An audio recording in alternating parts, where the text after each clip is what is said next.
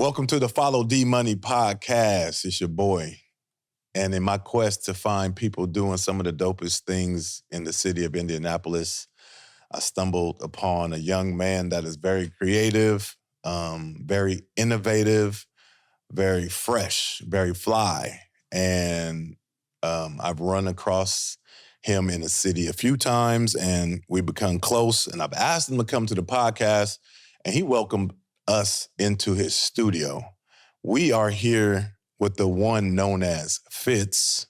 Welcome, my brother. Man, appreciate you for having me, Stretch, man. Absolutely. Also known as Alley Boy. So, I appreciate you having me, bro. Yeah, for sure. You are doing a lot of stuff. You are always out and about, and when I see you, you're always looking fresh. One. But to come in here and to see all the art that you do, really amazing. You can tell in my background, I'm sure, that it's colorful, and your art is colorful. But does all that color represent you? Yeah, for the most part. I pretty much have been.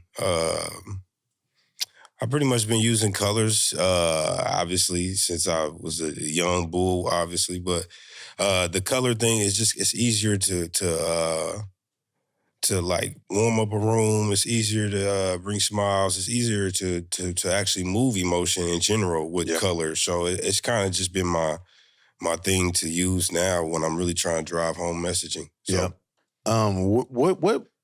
What gave you your start? What made you say, I'm an artist?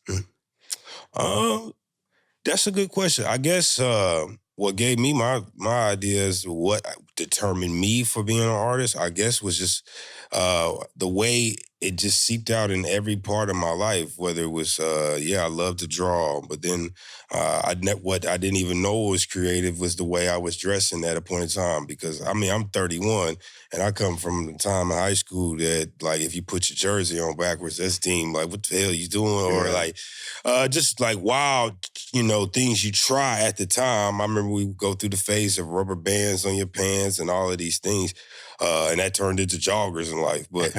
man, I kind of just seen, to answer your question, I was getting creative in moments I didn't even know I was being creative. Okay. So I think that's what determined me for being an artist, whether it was my ear for music or my ear for exploration of music, to find more and more of people who showcasing what they do best. I get a real great energy, or what I like to say, battery in my back, seeing people do what they love to do. That's what's up, man. So, yeah. So what would you say early on? Because you talked about music, you talked about the fashion. What would you say out more in the art world was your influence or your inspirations for art?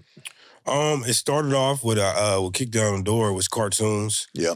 Huge fan of mostly my area of expertise was early Cartoon Network days, early Nickelodeon, where you had Powerpuff Girls, Ed, Ed and Eddie. Real stylized TV shows kind of really gravitated to me. And honestly, just cartoons, I seen what it did for me and my friends, and just being able to have the longevity of IP such as cartoons. Just really, and like I said, move emotion. You start as early as a kid with nostalgia, falling into those type of brackets and pillars. It kind of just, that's what made me want to be like, I want to do that. I want to create something that lasts longer than I do. Yeah. Did you create something when you were younger that you remember that you like either recreate or that you go back to and say, man, this was my one?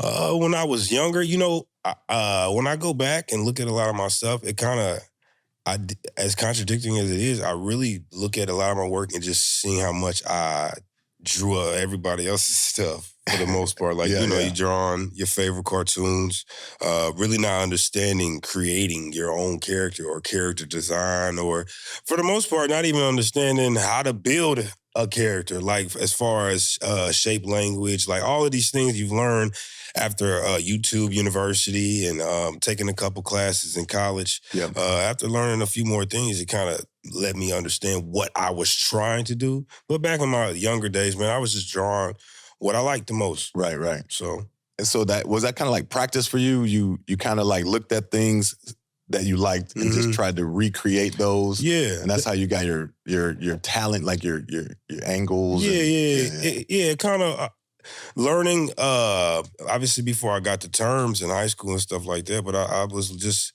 drawing, recreating things that I knew I liked, the things that I would know I would like to be a part of, but just drawing in a way that I'm thinking this is how I get better. Right. And once I started learning, hey, these are good tools to learn, like learning from other artists and studying how they may do anatomy. Like these are decent ways to learn. Yep. But, I started learning actually what I was trying to do, like form and like the real history of art and like understanding where everything comes from something. Right, so, yeah. So where'd you get your technical skill then? Did you just learn it from other people? Did anybody give you like, can you remember some advice that somebody gave you when you were a young artist? I was not really much advice. It get blurry around there. I do remember a lot of teachers, not a lot, but I remember 2 teachers that really had a real, like, seen the spark in what I did. Like, I didn't get to take classes, not like a sob story, but like in high school, I was just so busy-minded with basketball.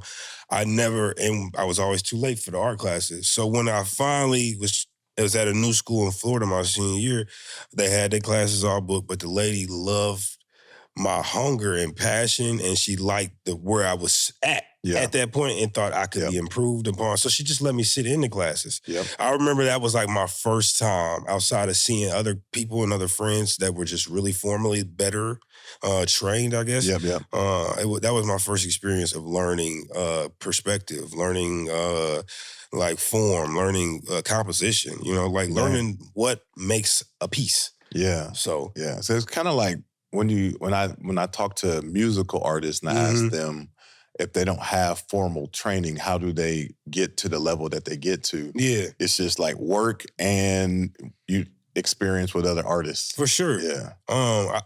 I don't think there's nothing wrong, obviously, with self-taught. I think just like regardless of what path you take, it's hard work. So if you're going to go to school, they're going to give you a packet of stuff to take home that you're going to have to work on. You're going to have to use your links. You're going to have to go read a book and learn about, the Basquiat's, the Van Goghs, the Ernie Barnes. Like you're going to have to go learn about art history. Yeah. So whether you do that on somebody telling you to do it or you telling yourself to do it on your own time, it just really got to be don't matter. Yeah. It just got to get done, big dog. That's all. What resources do you feel Indianapolis could use as an artist? Like, what things do you think are missing here for an artist to become like a national artist? To become to cross that bridge. I mean, because I think in my own opinion, you're big enough in the city of Indianapolis. You know what I mean? But thank you. But I need people to know you everywhere. Like you named Basquiat. Like how can Fitz be, like, what does it take to get that? Honestly, I guess the best way to do that is whether me and my friends or people that I don't even know and they take their friends. I think it takes, there's a bunch of infrastructures that are already built to showcase what you could call in the world the best of the best. So it could take you could take all 7 of what you think the best of the Midwest or best of here, and you go set up at Bar Basel. Yep. I've inquired, so it's not like I know how much the shit costs. So I've inquired on how much the stuff costs. So if 7 people want to do that, it just takes budgets, man. Right. Really, what I've learned, and however artists themselves can raise the budgets or whatever is grants that most people can have access to. I know it's tough for a lot of, especially me, I'll speak for myself, but it's tough for me to get some grants sometime. So now it's like, what's next? I got to fundraise my own product. So then to try to take it to the next level. So then now you just ask and hope that when you do something, people show up, the people that show up, they come and support as much as it is as easy as it is for them to say, hey, you should be far. Hey, you are dope, and I should see you elsewhere, but I'm not waiting on elsewhere to co-sign you. Right. Like, that's a lot of my friends and a lot of people's well, a lot of people's issue in every city. Hey, I'm waiting for Hove to buy your shit. Right. And like, but that big dog, you do know if Hove buy this shit, then you ain't gonna be able to afford I mean, it. I'm not. I don't like. I don't call nobody at the door. You can't. I'm gonna tell you the ticket. Right. But I'm telling you right now, if Hove buys something, like the ticket's going crazier, man. And I ain't gonna hold you. You're gonna have to catch a print. If or whatever, but it shouldn't be that, man. Support should be support. If you like something, you like it. It shouldn't. I shouldn't be my friend when we living in a world where everybody can basically have a platform and tell a bunch of 20 to more people, "Hey, I don't like this. I don't think you should like it either." Yeah. So that's the kind of the world we live in, where we listen to the reviews before the product. Yeah. And support. I mean, that's all we need, and we always expect it from the people who's close to us. Nah, for sure. We always get it from the people we don't know at all. That's a fact. That's a fact. That's crazy. Through your journey, and I know through my creative journey, there are a lot of ups and downs. And when you're down, how do you stay motivated? What brings you back?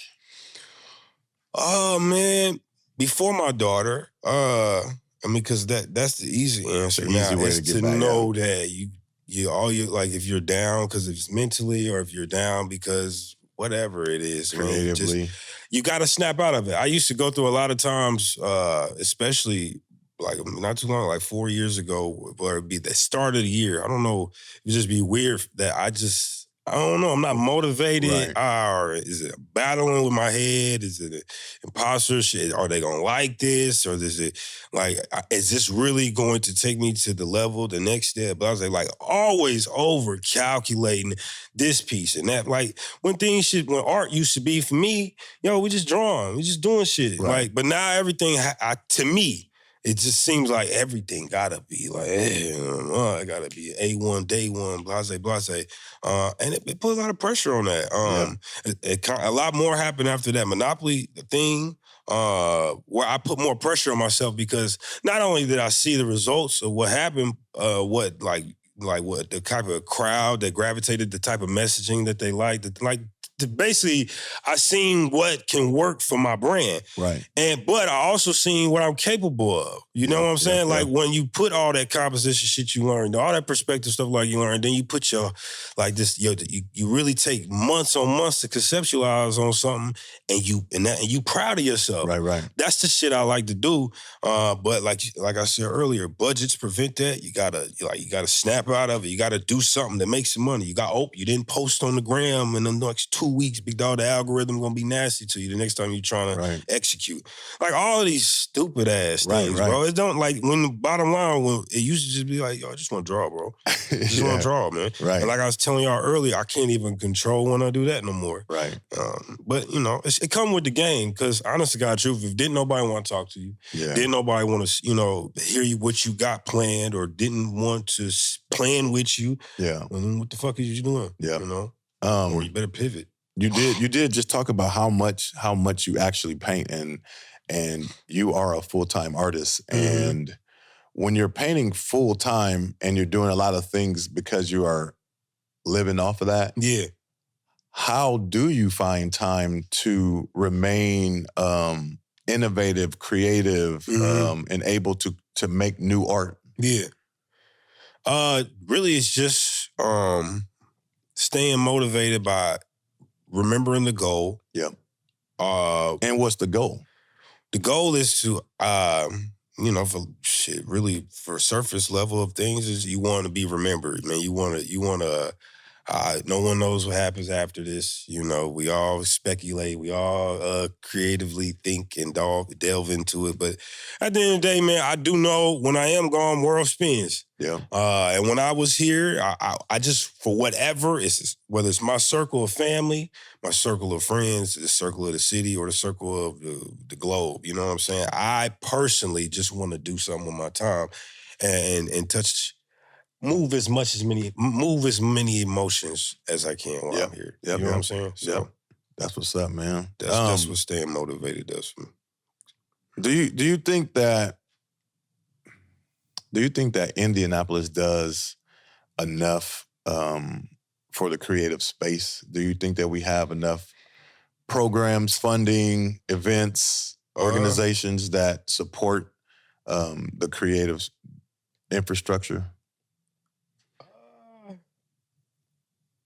And I mean, I think the answer always should be, we can always do more. I'm about to say, I guess it's always But subjective. do we have enough is what I'm saying. Like, do you think that it is enough resources available to you to say, I'm good? Yeah.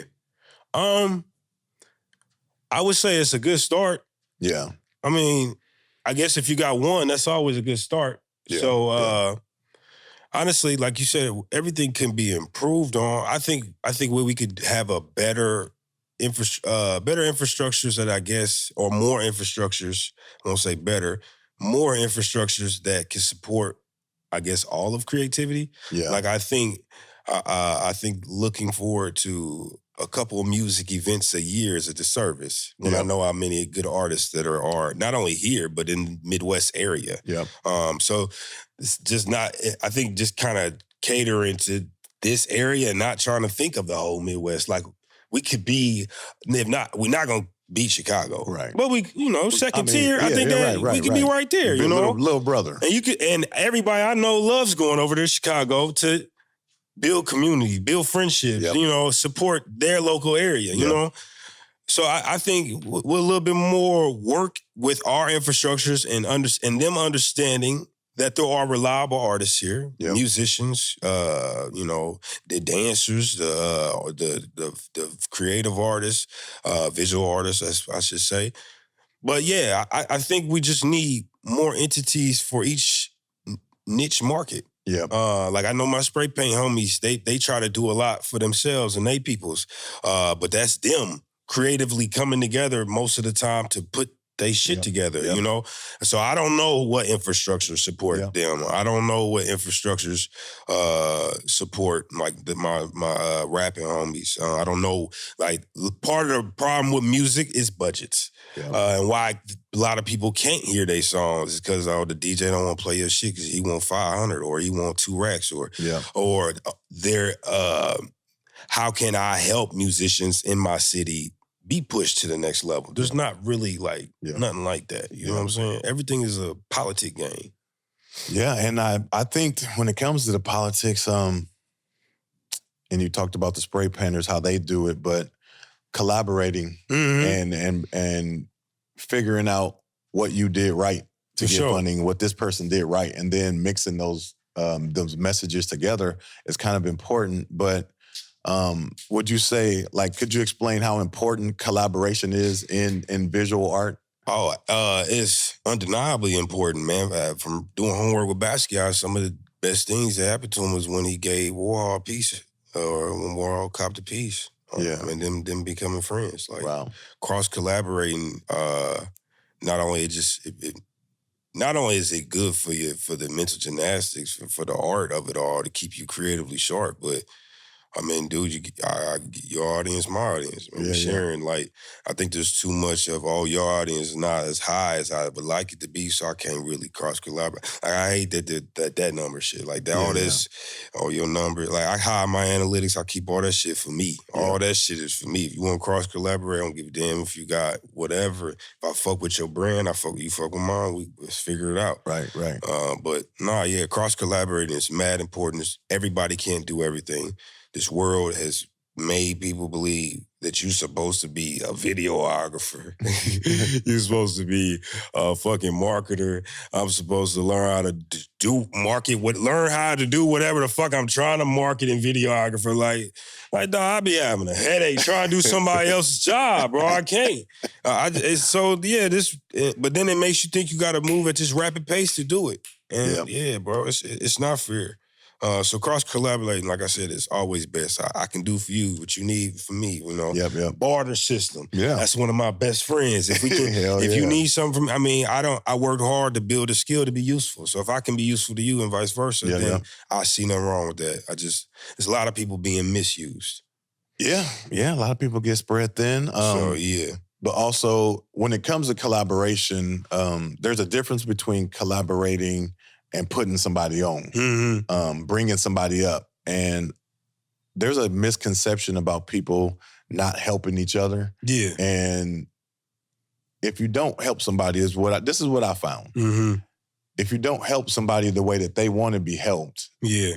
then you not putting them on. Okay, no, I've You know what I'm heard that. saying? But sometimes that person just ain't ready. Mm-hmm. So No, it's not, for sure. it's not that you don't put them on. It's just that they haven't put in the work to be put on. No, yeah, they think sometimes being your homie or whatever is They expect to just be somewhere because you're there. For sure. But they still got to do the work. Nah, and there's a lot of work to be done. Yeah.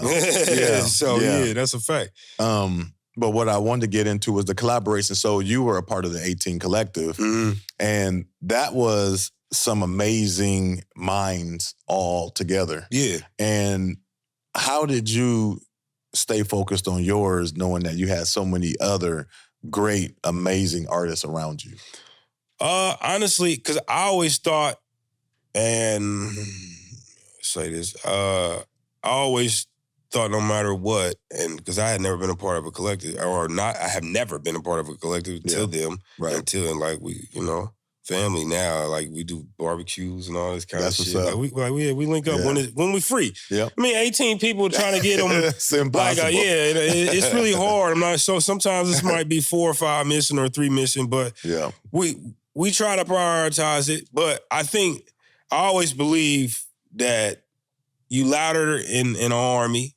So it's also even better if you got certified marksmen in your army. Right. And you know what I'm saying? Right. So if you do your job and they do their job and they do their job, no matter what the scale is, no matter what, this is because a ladder, you got to go up the ladder. Yeah. It ain't just one step. Nope. So if you got 18 people that's building up like that, dog, we break down any door in this motherfucker, man. Yeah. You know what I'm saying? That's my thought process with it. And I think you made a good point, because if you have an army full of a bunch of brute killers, strong killers, is going to lose to an army that has a strategist, a marksman, a brute killer. Like all those, they're going to just circle around them and win. You know, you can't have everybody trying to be the leader. Nah, yeah, and that's I think that's a lot of the problem with I think our community in general. I think everybody wants to break the door down. Yeah,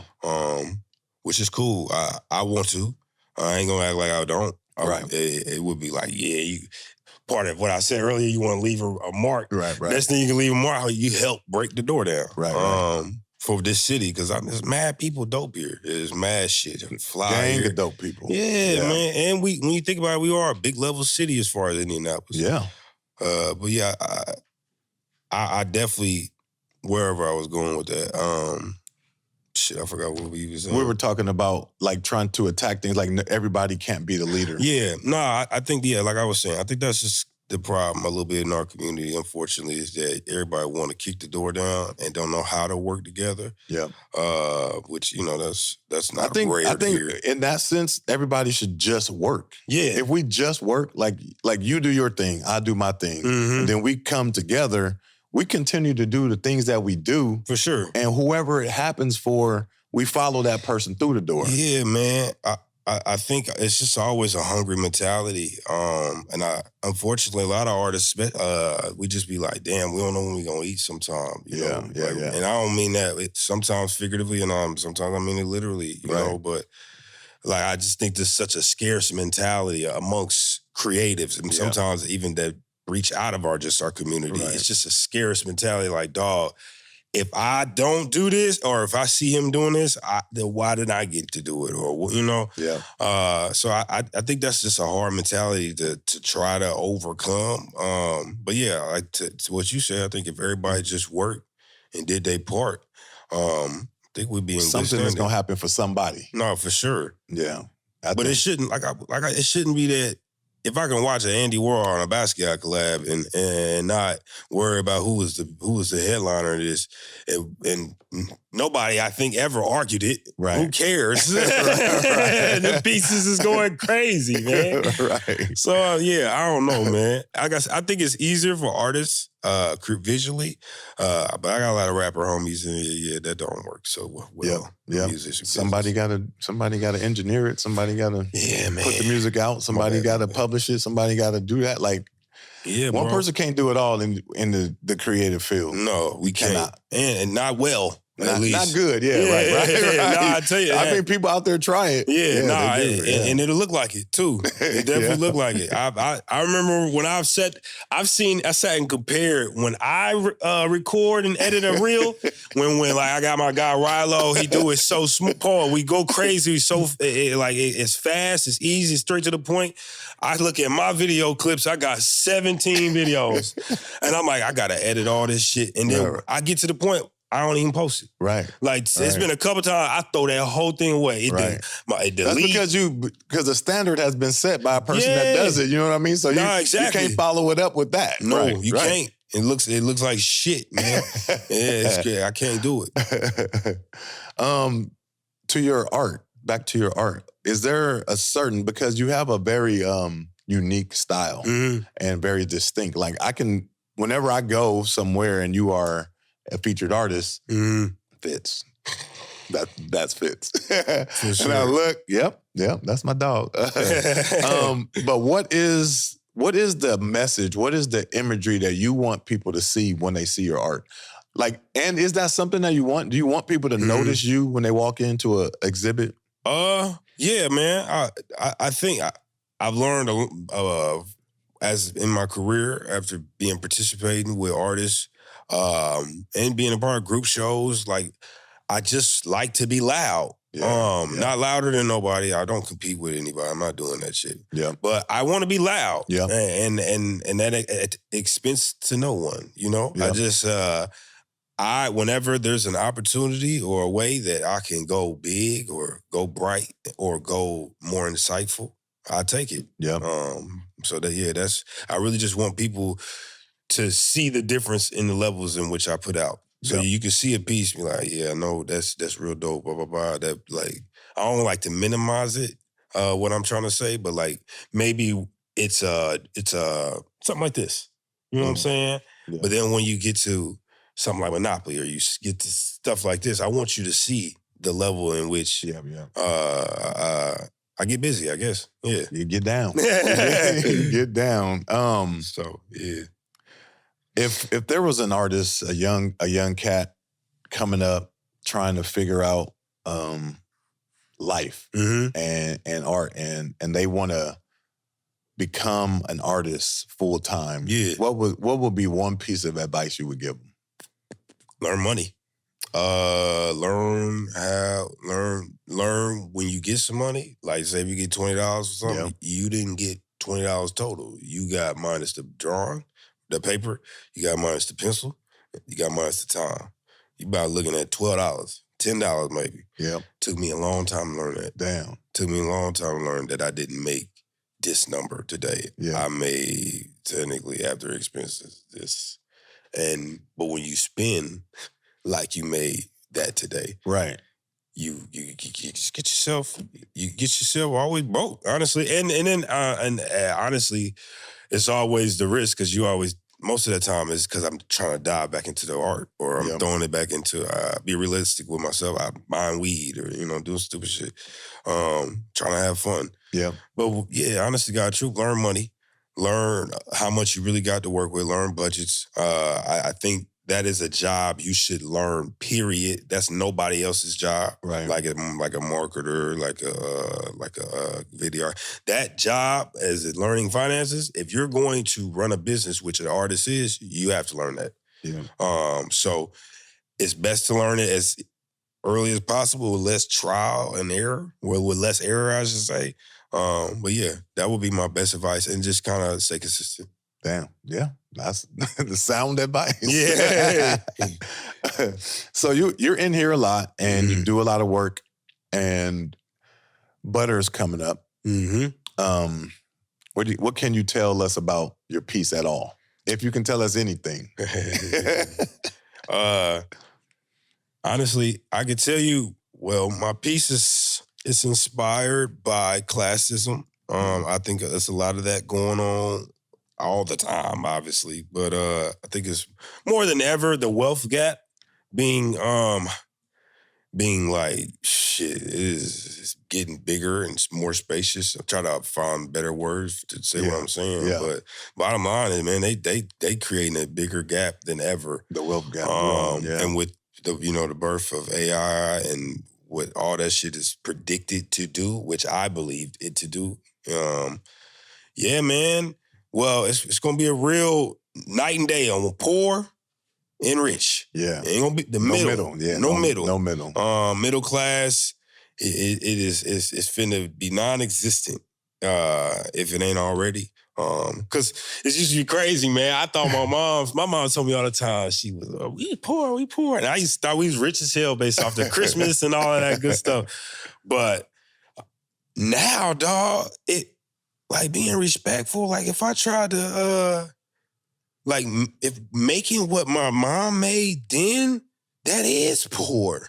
Like, it ain't getting you by here. Right. Like, I'm not gonna hold you. It's tough, bro. Yeah. Like, and we the new adults. Like, as far as my age, like we are our parents. We are the adults now, man. And bro, the cost of living out here, if you got kids, if you don't, it don't matter, man. It's shit high. It's crazy. It costs to breathe. So yeah. That's kind of, that's where I'm at with it now. Yeah. So let's say 5 to 10 years, if you could look into a crystal ball and see Fitz doing something, what would you be doing in 5 to 10? Woo, 5 to 10, man. Let's see. Hopefully I have obviously figured out this consistency in money. I think you said the advice you gave was for yourself. Nah, for sure. Because like you said earlier, man, it's I don't know. Everybody like to sugarcoat, man, but whether you creatively, visually, content, whatever, and it's ups and downs. It don't fucking matter what you do. Yep. So learning that it's forever. Yeah. Like, it ain't no real retirement. We didn't put us in jobs. We can't retire from it, dog. No. So at every cost of the day, every week, everything changes. You have to re-innovate. You have to, get to the ground and figure it out. So in 5 to 10 years, I would just hope that my innovating is continued to work.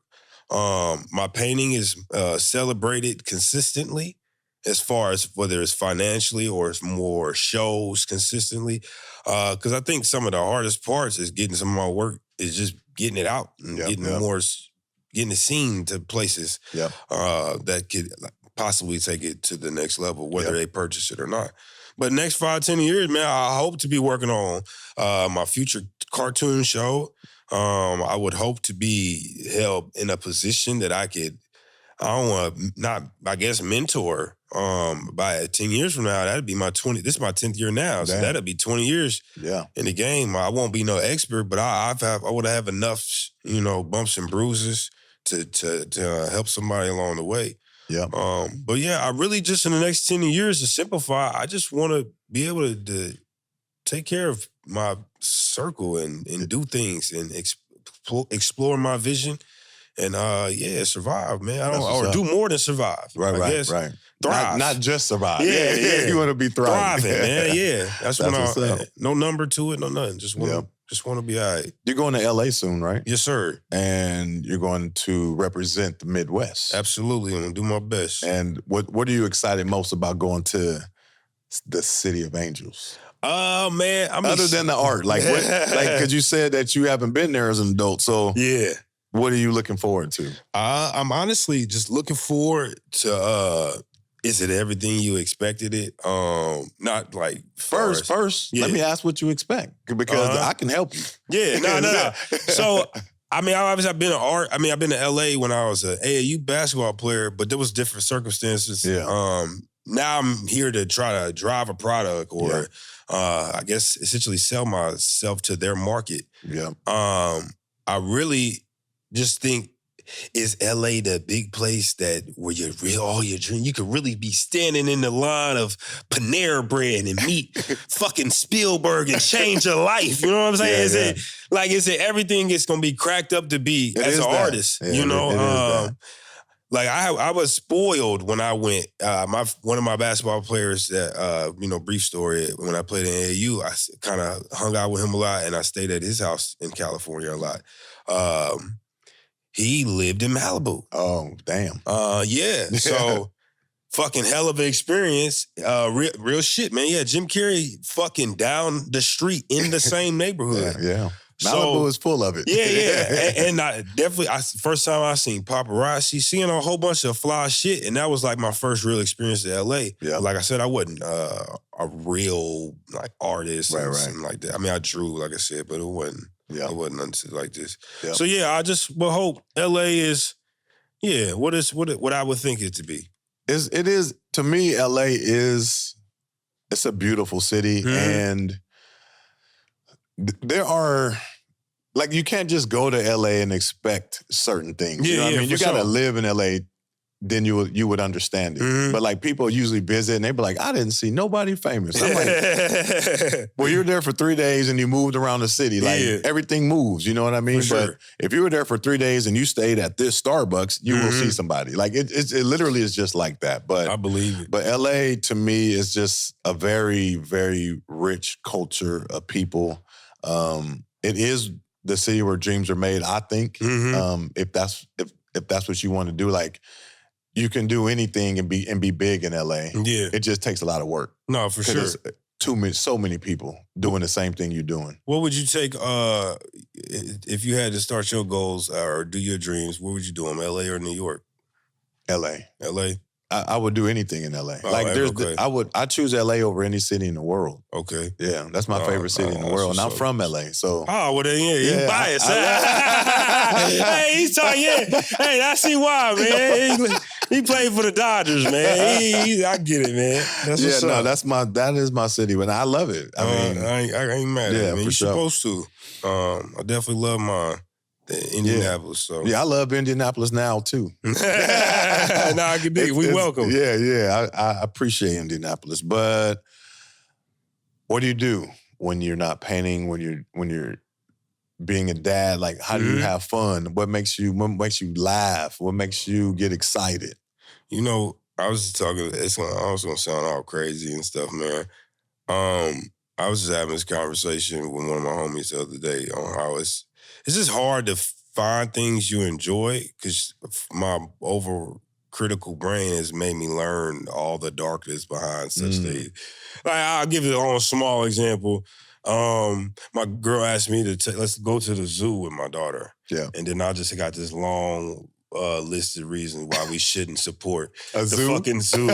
Because, dude, if you think about it, if you had to be in a cage all fucking day, just for people to come over here to say, hi, look at you take a picture. Right. Like, I look at things like that now and can't enjoy it because I was like, dog, I would hate this. Right. They didn't ask, like, you're not asking these dudes. Y'all not, it's just a bunch of animals out of their habitat. And like I said, that's just me, though. Yeah, right. Like, it'd be the simplest shit like that. And so it's kind of hard to find things I enjoy. Maybe because I'm smoking and we always having tangent conversations. We always have random conversations and learning about, like, my homie Theo, he'll have some random shit I didn't need to know about or did need to know about. You never know, man. I start learning how many spots a fucking spider, or there's only spiders that live in this certain area, Australian pigs. Like, he'll go on the most randomest tangents. But we just be talking about so much shit, and it's kind of just hard to enjoy anything. I disagree with capitalism. I disagree with how entities do this. I disagree with Christmas. Blah, blah. Yeah. So bottom line, I smoke. I hang out with my friends. I try to stay inspired, man. That's really it. I think I'm finding new fun in reliving things through my daughter, like seeing her experience. Yeah. With shit that I used to not complain about as a kid, you know? So it's like her riding the bikes with her, you know, watching old, like, Jungle Book is her shit now. Oh, okay. So, like, me and her watching Jungle Book, like, and now I'm just kind of seeing how she likes it. Just, I've been having fun with that, man. I'm not gonna hold you. So. Good. Well, the last question I have for you, and then we're gonna go into a thing that I do at the end. But the last question is, how would you define success? How would I define success? Success could be what you make it. That's how I look at it. What you deem successful is successful. I can't minimize success for other people. To me, success would be like, yo, my bills are taken care of. I'm healthy. I'm good. Like, there's nothing to worry about. Yeah. Like, everything's all right. I don't have to move in a rush. Yeah. Like I'm just peaceful in mind, dog. Yeah. Like that look like success to me. But nah, yeah, I think to minimum, I can't. Some people's success is the big houses, the big, the fly shit. Some people, success is bringing family members back. You dig what I'm saying? Yeah. So honest to God, truth, success for me and what I would think for most people is whatever you put your energy into and whatever you think it is. My success looks like for me, like I said, comfortability, man. I've worked really hard as an artist. Yep. And got a long working hard road because of all the things I would like to accomplish while I'm here. So yeah. That's what's up. Success is whatever you define whatever it you as, call bro. it, man. That's what it is. So now we're going to do this thing called this or that. This or that. So you pick this or you pick that. Okay. So what happens is when you pick one, I'll donate $10 to a charity, Listen to Our Future. Mm-hmm. It's a local nonprofit in the city. Okay. That's that's fire. And if you don't answer, I just don't donate. We couldn't do that. That's nasty. All right. So, I mean, there are times that, you just can't answer sometimes. Oh, okay. All right, bet. It's going to be hard to pick. This or that. All right. So, okay. I can dig it. So the first one, we're going to go in art. Do you like abstract or realism?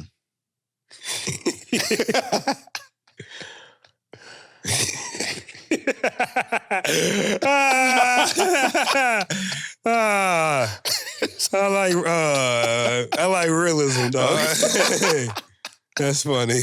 Oh shit! All right, iPhone or Android? Oh yeah, iPhone. Yeah, buddy. Yeah. So, do you like art in a public place or a private collection? Oh, that's tough. I ain't gonna hold you. See, that's tough, actually. I'm over here. I thought it was easy, but I'm like, hold on. Now if I do pinpoint that, hold on. Hold on. I've had some good results from both. Okay. But I would have to say public. Okay. Yeah. Public. I have to go with public simply because private, you never know when it's up, who gets access, how long access, are they even caring for this to be displayed in that manner? Yep. It's super fly when you can put, hey, yo, I got a private collector and shit. So like, no matter what, usually that's just a signal that you just sold something for a nice piece of chicken. Right. But I still had to go with public because I've got more opportunities after the fact. Right. So yeah, public. Okay. While creating art, do you like music playing or you like silence and focus? You know what? This is the one you win. I can't pick either one. Okay. There's too many times.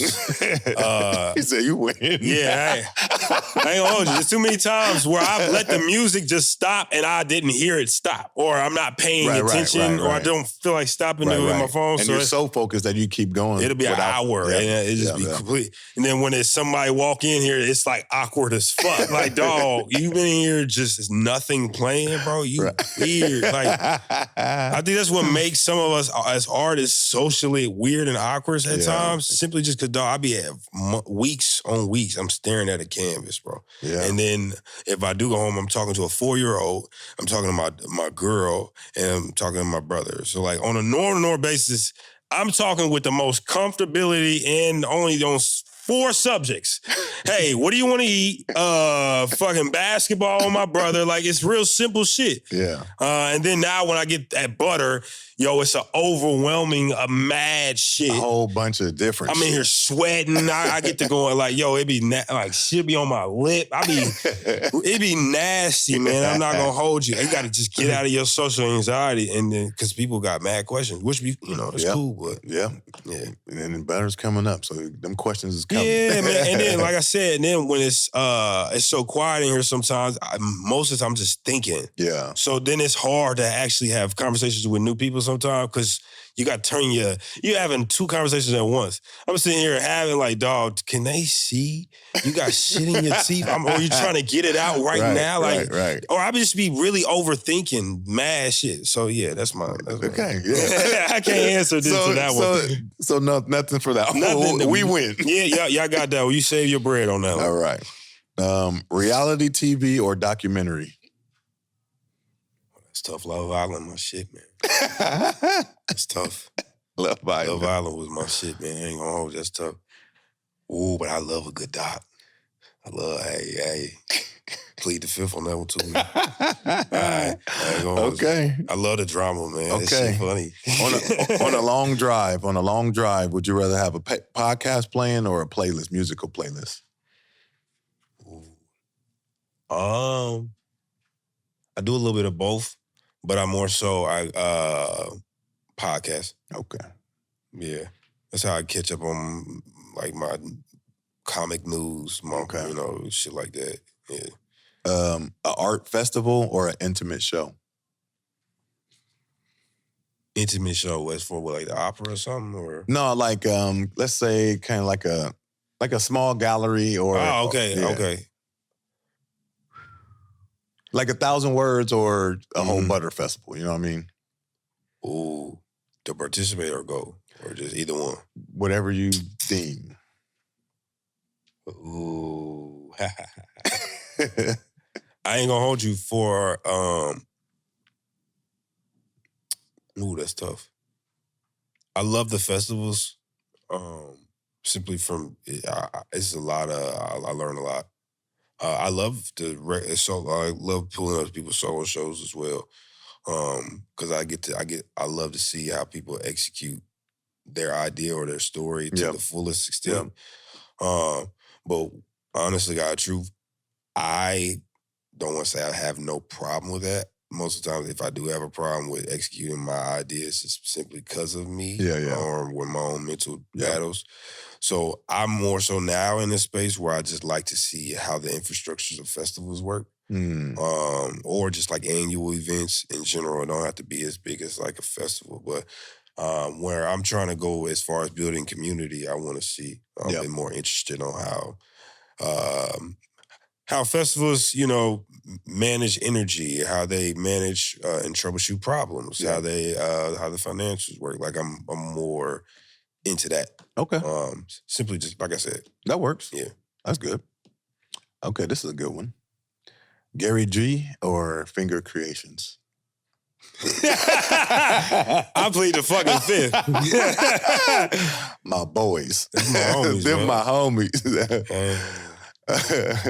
Sketchbook or iPad? Sketchbook. Immediately. Yeah. That's a fact. Texting or FaceTime? Depending on who, man. Depending on who. We gonna get me caught up.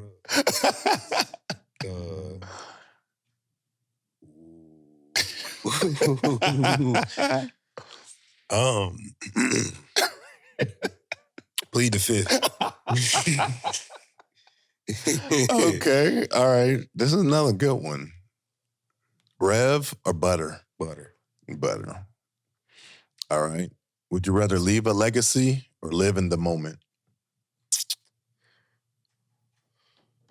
Ooh. Leave a legacy. Yeah, I'd rather leave a legacy. Living in the moment. Just like me and my girl I'll be trying to explain to her. It's all of this shit is a moment in time.